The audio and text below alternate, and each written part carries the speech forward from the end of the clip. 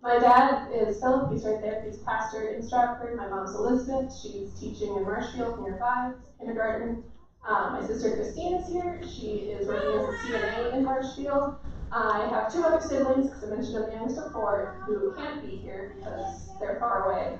My brother Paul and his wife Megan are in Winchester, Virginia. He's a pastor there. Megan serves as a nurse, and then my sister Michael teaches kindergarten at one of our schools in Arizona. So she's pretty far away, couldn't make it today. And then also I have a friend from high school who's here visiting. She's Carrie, she's awesome. So both my parents are here, Jim and Susie. My dad teaches at COL Lutheran in Jackson, Wisconsin, and my mom teaches first grade at St. Johnson, Wisconsin. And then my three younger sisters are here too, Michaela, Haley, and Hannah. And I also have two cousins here who teach at Salem in Stillwater. I'm sure that's a good place too. So it's wonderful. We have the extremes. We have, and on the current staff too. I don't know where we all rank, but it's so fun here. So your experience were always very different, and being a youngest born as well too. I know exactly how awesome we are, but also being married to an oldest, I know how amazing they are as well too. Lydia, you told me an interesting story about growing up with your sister Michael. About some of the playing that you did, and Cinderella specifically. Would you mind sharing that about us? This is what it's like when you're the youngest and how you get to play. So I'm a natural brunette. You can kind of see it growing in. I had my hair blonde in like December and I've grown it out. But I was like, oh, but then who do I get to be? She's like, you can be the brunette ugly stepsister, the Drizella or whatever. So we grew up watching the Disney one. So I got to be the ugly stepsister. But it all worked out because later we found a different movie version of Cinderella, and that one had a brunette Cinderella. So then I would be. Listen, I asked her about, describe your relationship with your, because it's three sisters, right? Three sisters. And she said, and you guys can all back there, you can disagree if you want, but she said we're all kind of best friends in different ways. I don't know if anyone wants to elaborate. You look very shocked. Like, what? Tell us stories, but you didn't really give me much. You just said we're all just best friends. But you did say in different ways. So, okay. Now you both graduated from Martin Luther College, same year, correct? Yes, so you were classmates. We have what, 800, 900 people who attend on our campus of 4 buildings. But thank you for those who are, it is funny. It's not and everyone else is like, oh, that's not big. What's he talking about? But you graduated, but you did know of each other, and especially Madison, you knew a little more of Lydia. Like, why did you know more of Lydia, per se? The one thing that I told about Lydia was that I attempted organ lessons for a few years, and Lydia is an incredible organist. So when we were in the same class, she had the most intricate piece and just blow us all away every time. That's what I remember of Lydia. And I won't ask the same question vice versa, like, what do you remember about her? Because nothing really came up when we talked about her. So that's it. I hope so. Yeah, that's it. My first 2 years were at Junior College Lutheran in Westland, Michigan, and then my last 2 years were in Jackson, Wisconsin at COL. Extracurriculars, Madison, what did you do? I did cross country in the fall and softball in the spring. And Lydia? I did no sports, I was not sporty. I did choir and band, and then I also was in something called Junior Classical League, which is you work hard and you test conference center in Madison in January and compete against other schools. What is the... You learn a little bit of Latin, and you do Roman mythology and Greek mythology, and there were a couple super advanced people who were doing Greek, but I didn't do that. And then, just quiz each other and do like knowledgeable questions and So we are now well prepared because we have someone Roman and Greek mythology, but I'm like, what do you do with that? What do you do in life with that? But now there is something that I know of. So he's not going to go to prep, and I'm not going to get into our Luther preparatory school conversation. Yeah. So now you also, Madison and Lydia both have a wonderful connection, and in the fact that we also, our newest teacher last year, Miss Belke, I was going to say the whole name, and that's why I stuttered. The question, who's better? Who's faster? Miss Belke is very fast. But is she faster? Now, this also leads to the greater question, because we have a couple of other runners on our staff, most notably Mrs. Com, who's going to be fastest between Mrs. Com and Miss Belke. Fastest in my mind. Where do you think Pastor Com would rank in that group? You count jogging as running? Of course jogging is running. Otherwise, I've never ran in my life. If it weren't for his leg, he'd be lightning fast. All right. Well, we'll have to. I mean, it's kind of, and that's what a blessing. What a blessing. I mean, we're set on track and cross country. We never need another coach ever because we have 3 of them.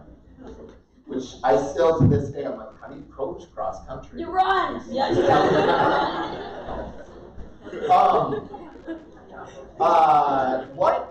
I do have to ask, going back to cross country, did you ever, I know there's a winner, but it's also, we celebrate when you finish, but like a top 6 or a top, what was the highest, high school and college?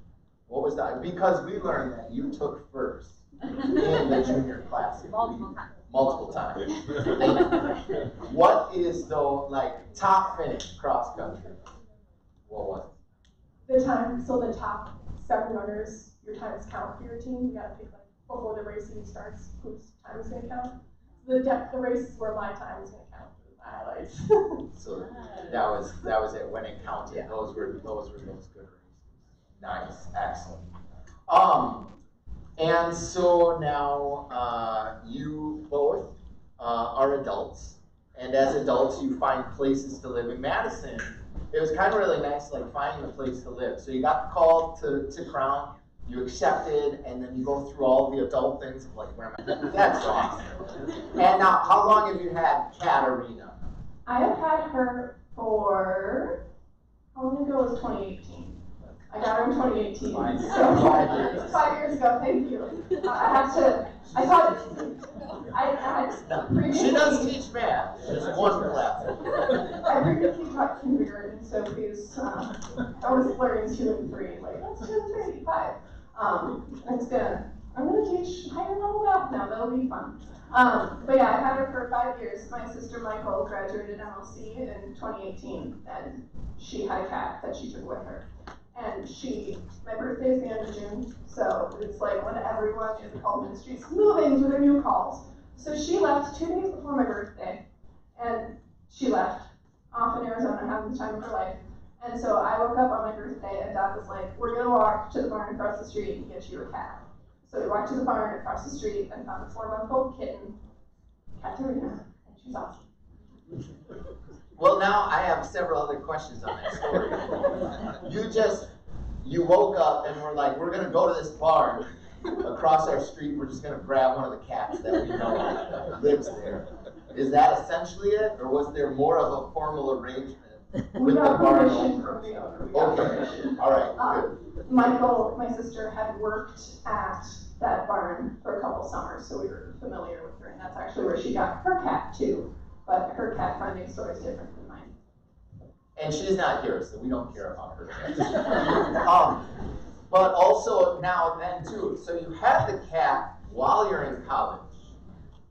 Did the cat stay at your parents' house, or did the cat illegally live in the dorms at Martin Luther College?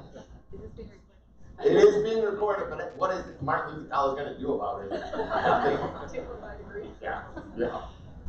The cat illegally visited me in the dorms, but she stayed at home with mom and dad. And I get homesick and be like, hey, can you send me a picture of my cat? And dad would more than happily oblige, sending me random pictures of Katerina. And now, Madison, not to be left out, you also have a pet, correct? Would you like to tell us about your pet? You did not take it with permission from a farm. Yes. With permission from a fish store. Yes. It's just a red beta fish. What is your red beta fish's name? We call him Red. Because he's red, right? There we go. And how old is Red? Almost 3. Yeah. Which is pretty old. I don't know much about fish. My family and I have had fish. We tend to make sure they're dead within a very short time for some reason. This was a class fish from your previous experience in teaching, correct? And now we're again too. So both of you have been in the ministry and teaching for 2 years, and maybe it was kind of glazed over, but just to give everyone, this is what you were doing for the last 2 years. Where were you teaching, and what grades were you teaching? Whoever wants to start first, I was teaching kindergarten, which I mentioned earlier, at Grace in Falls Church, Virginia, 8 miles out of DC. I had kindergarten through 3rd grade in Moline, Illinois. And which leads, Madison, and I'm pointing this way. Madison, you have now essentially lived in almost every Midwest state, with the exception of Iowa, if you count Iowa. Because Illinois and Wisconsin and Michigan and now Minnesota. Which one is the best? I spent the most time in Michigan. That wasn't the question. Which one is the best? I'll use that to determine. Okay. All right. Good. Thank you for justifying that. Now, besides a couple of your passions, so we've heard about running, we've heard about organ playing, junior classical league, cat. Any other passions that are hidden, or passions that are like, well, I instruments, what you do on a Saturday, those types of things. And you don't have to really tell us what you do on a Saturday, but other passions in your lives for that, or just for life. I can go to my notes and remind you, but if you think of it, that's good too. I like collecting plants. What is your most exotic plant? You could say anything, and I'd have no idea what it is. Or what's your favorite? Maybe not most exotic. What's the best plant that you have? Spider plants with their own hard kill. I actually do know what that one is. I like to read. I read mostly historical fiction, sometimes some fantasy. I'll also play piano or organ if I speak over here. In the past, I've played string bass and French horn. I don't have my own instruments, so I'm pretty rusty and I haven't touched those since college and high school, respectively. And then I really like Bible trivia. Which I was gonna bring that up, and I should have earlier, but start thinking of a really tough Bible question. And we're gonna see if she's as good as she says she is. I mean, she really, right there, come on, that was bragging. Right? I did ask, I loved this question when we were talking the other day through some of these. I did ask, if you were, what are you like? We're getting a little taste of what you're like here. And Lord willing, for the next 4 years, we're going to get more of that. But I asked specifically, what would teachers say about you in high school? And I recorded it, and I think I did it word for word. But do you remember what your response was when I asked, what would a teacher, a high school or a college professor, what would they say about you? Do either of you remember it and say it? I can certainly read it, but it's funnier if you Not funnier. It's probably funnier. Yeah. I don't remember like the specifics of what I said, but I said something along the lines of like generally well behaved, smart, does her work. Sometimes when she gets excited, will not turn her voice off. But who doesn't turn who does turn their voice off when they're excited? So that was pretty much word for word. Now you did also mention your 6th grade teacher. What they would have specifically said about you. He said I didn't smile enough. But that's because I didn't find his jokes funny. I'm really glad you added that part because I was gonna jump in because, but you got it. Do you remember, Madison? You said, and this is my favorite. She didn't give us a hard time. That's what you said the teachers would say. She didn't give us a hard time. Then my initial thought was, well, did everyone around you give them a hard time? And you just kind of sat there and just but, and that's good. So, and again, too, as and the staff, I think, can attest to this as we've gotten to know them a little bit more. I think you smile just fine. You haven't given me a hard time yet, so thank you. I don't know if you've done it for everyone, especially Miss Melky. I guess we'll figure that out. Is Miss Melky here? She's not. All right. Well, she's out of town. Her brother's here. Has Matt? I don't know. Matt, you're over there. Has Becky complained about Madison yet? Has she given her a hard time? Okay, Matt says no, and Matt's a very Lydia, you said something very, very interesting to me when we were talking and getting to know each other. You said, I liked the American Revolution before Hamilton made it cool. I don't know if you want to expound on how much you love the American Revolution specifically. Can you do it in Latin or Greek? Or no? Okay. No, I don't really remember how I got so involved and interested in the American Revolution. I think it had to do with, there was a TV show when I was a kid called Liberty Kids. It was amazing. I loved it. Anyone else in the room? Liberty Kids? Okay, we got a couple. There we go. Well, of course, someone else in the family remembers. But yeah, we didn't have cable or anything growing up, so we'd have just Saturday morning, whatever cartoons we could find on the TV was what we could find, and we found Liberty Kids, and it was very, very cool and very interesting, and I was just sit and stare at it. And also, we had American Girl dolls growing up, and the first one that we all the first one that my sister Michael got was Felicity, and she's the one who was set in the American Revolution. And I read all those books, and I loved them. And I got her friend. I got Elizabeth, Felicity's friend. I had a lot of the friend American Girl dolls, and then Michael had all the main ones. But how did that make you feel? You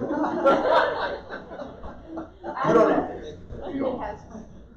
I was used to it, so. All right. Madison, you did in college. Or in between, I think, years or something, you got to do a very special trip with some travel. Do you want to tell everyone kind of what that trip was and what it entailed? Wisconsin Lutheran College and North Lutheran College joins us together, or they used to at least, would do a joint marine biology course in Jamaica where you got to earn 12 credits in 14 days and snorkel the whole time. My highlight, yeah. And that's what she said. She was like, I got college credit to snorkel. So that's pretty awesome. I don't know where our money goes when we donate it to MLC or WLC, but there you go. So, Madison, you did say that you have, because you do love running. Now, you have never done a full marathon, but you've done how many half marathons? I've done 2 so far. 2 so far, but you have one coming up in October. And so I think you had even said you're going to challenge Mrs. Kahn right now and here, public. Right? I think we had discussed that on the. Me and Mankato for the teachers conference too, so we'll be right there. We can talk about it. I might have medical issues. We'll see. They might come up. One thing, it was awesome to talk about with both of you, but I asked you, like, when you got the call, when it's usually me who does the calling, or me and some of our other congregational leaders who do the call, but what were your first thoughts when you got the call? This is Justin Bilski, 6th grade, 7th grade respectively, Crown of Life Lutheran School, West St. Paul. First thoughts that came to your mind when you got the call. Isn't that where Uncle Steve is? Yeah. That's my first thought. And my next thought was, oh, I just thought it can't be too bad. And then, yeah, I was just like absolutely stunned because I didn't think it had been 6 weeks since I returned a previous call I'd been deliberating. I was like, I think that's coming up like next week. And then all of a sudden I had this voicemail and I was like, oh, it's this week. And then I went for a hike and then I actually like called Justin back and I was like, oh, hey, are the Petermans at your church? And he said yes. And I was like, okay, I was right.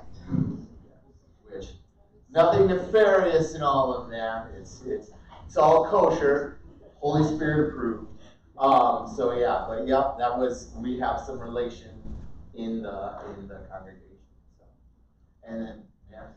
Mine was such a prayer answer, being after the waiting and being in science, the area I wanted to have it. So yeah. Because, and again too, sometimes people don't know this, but when we come out of college, we're kind of, you know, they assess us, they see everything, they see our student teaching, and they kind of say, this is where, in their human opinion, you know, this is where we think you fit best and where you excel with your gifts.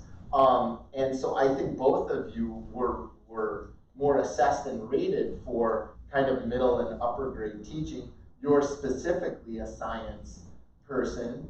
Your emphasis was social studies. And so then it's kind of different because your first calls were kindergarten and kindergarten through third.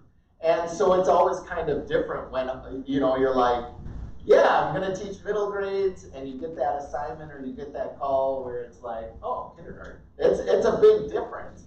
And so then too, you also have both expressed, I asked you what's sort of your most exciting and what are you most fearful of, and they both said with their fear is for the last 2 years they've been teaching lower grades and now they're in 6th and 7th grade, and I know some of those kids, and yeah, you should be afraid.